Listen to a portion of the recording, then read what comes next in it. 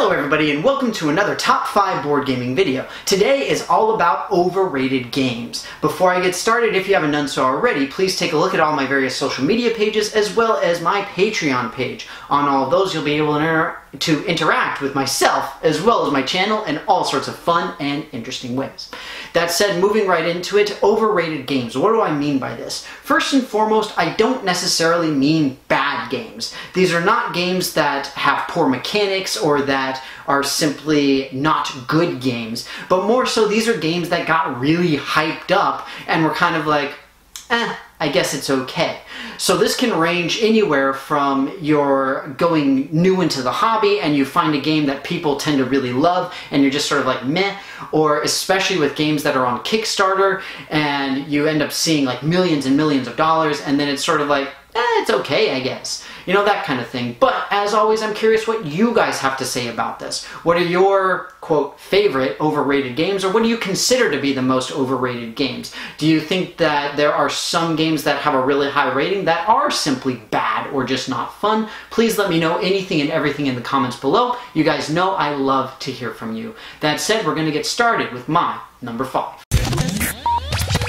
At number 5, I've got Blood Rage. This game is on my list for a couple of reasons, the first of which is it was huge on Kickstarter. And as we know, anything that goes that big that quickly on Kickstarter, it's very difficult, if not impossible, to completely live up to the hype. Secondly is that after this game was released and it actually got out there into the world, it lost steam really quickly and people were kind of like, yeah, it's pretty good, it's okay. So there is a general consensus that this game is alright, which is why it's so low on this list. That said, there are some people who really hold the standard and say like, Blood Rage is amazing! Ah! And that's really more the type of crowd that my personal feelings are directed to. This is a skirmish game that's based off of Norse mythology, which I absolutely adore. I love Norse mythology and the stories therein, and the idea is that you go in and it's just territory control. You're trying to fight your opponents and get control of whatever the particular area is so that you can get points and win the game.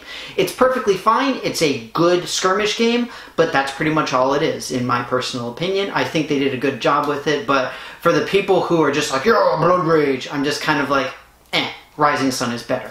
But that said, Blood Rage is my number 5. At number 4, I've got Betrayal at House on the Hill. This is a decent game, don't get me wrong, but this is also one that, like with Blood Rage, people hold the standard and just say, yes, this game is absolutely amazing and incredible and I love it, I love it, I love it. But like Blood Rage, it's lower on the list because I do still enjoy it. I just think that it got overhyped. I think that it got a little bit too much and I think people put too much stock into what this game actually is. In the end, you are exploring a creepy mansion and somebody ends up being the traitor. Part of the problem that I have with this is more often than not, you don't know who the traitor is until it actually occurs. Until the event happens and it's like, whoever drew this card is now the traitor. Oh no, and that kind of thing. I think that there are games that do traitor mechanics better. I think that there are games that do hex or tile exploration better as well. That said, it's not inherently a bad game. It's just, I think people put too much stock in it personally. But that's why Betrayal at House on the Hill is my number 4. At number 3, I've got Zombicide. This is a game that I've had on lists similar to this quite a few times, and it's generally for the same reasons. There are a ton of miniatures. It went absolutely insane with the miniatures and big on Kickstarter, but this is a game that just is not very good after you've played it a couple of times.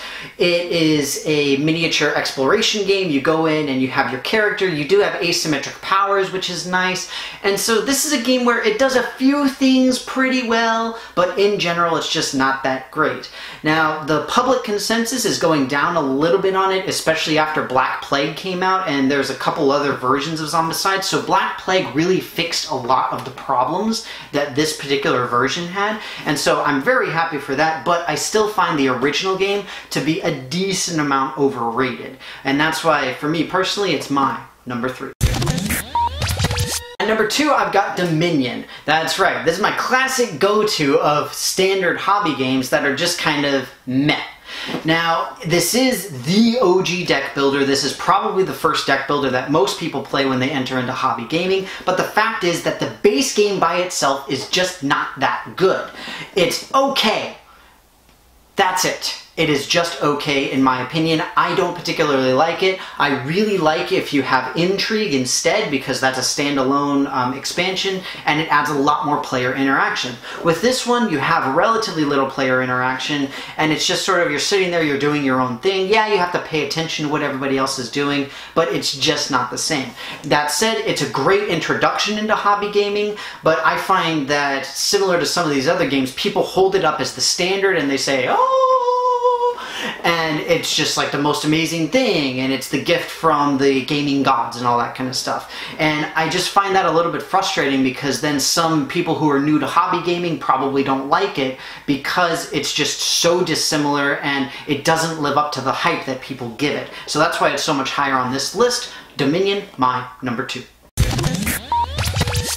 At number 1, I've got Codenames. This is an unusual choice for me because it's actually one that I picked a while ago for one of my favorite, I believe, party games, if I'm not mistaken. That said, as I've played it more and more and more, I have seen all of the different iterations of Codenames come and go, where you've got the Disney and you've got the Marvel and you've got the Codenames duets and blah, blah, blah, blah, blah, and all this kind of thing. You've got all the different iterations. It's going the way of Munchkin, and that's actually the biggest reason why this is on the list, is because there's so much Codenames going on right now and people absolutely love it. That said, in general, I have seen most people either really like it or really don't like it. I'm like, again, it's okay. It's not a bad game. But that said, I need to be in the right mood for it. I need to be with a decent player group for it, because it's so easy to have a bad experience with this game. And again, some people just absolutely love it and it's just their go-to party game. And I'm like, there are so many other games that you could go to instead of Codenames. Please try something else. Try something better. Codenames, my number 1 overrated game. Well, folks, that's it for me. I hope that you enjoyed this video on my top 5, quote-unquote, overrated games. This is an unusual one, again, because for me personally, I wanted to focus on games that aren't inherently bad. They don't have bad mechanics. They're not bad to play. It's just that I think people like them too much, and I think that it's kind of like, calm down there with the praise a little bit. Now, thankfully, for most of these games, people are coming down a little bit, and they're not as excited, especially with the cult of the new and all that kind of thing. But that said, as always, you guys know I love hearing from you and what your opinions are.